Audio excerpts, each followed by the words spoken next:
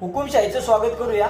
या महाराष्ट्राच्या संस्कृतीला काळीमा फासणारी घटना घडलेली। या आजीचा जो व्हिडिओ व्हायरल होतोय तो खूप वेदनादायी आहे। अधिकारी आले आणि त्या आजी जेवत असताना त्या आजीचा डबा सुद्धा फेकला, भाजीपाला फेकला आणि तिचे 4 पैसे होते ते सुद्धा फेकले।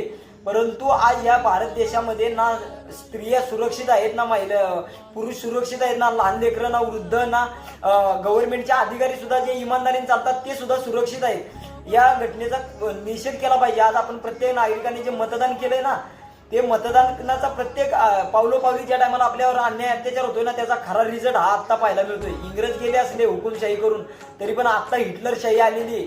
आज अनेक लोक पैशाचा वापर करून किंवा गव्हर्नमेंटच्या पदांचा वापर करून ज्या सर्वसामान्यांवरती जी ताकद दाखवली जाते ना, ती आत्ता खरा मतदानाचा रिझल्ट मिळतोय। आज अनेक लोक पैशाच्या जोरावरती गाव पातळीवरती शेतकऱ्यांना त्रास देतात, त्यांच्यावरती दबाव तंत्र वापरलं जातं आणि प्रत्येक पावलोपावली तुम्हाला अन्याय सहन करावा लागतो।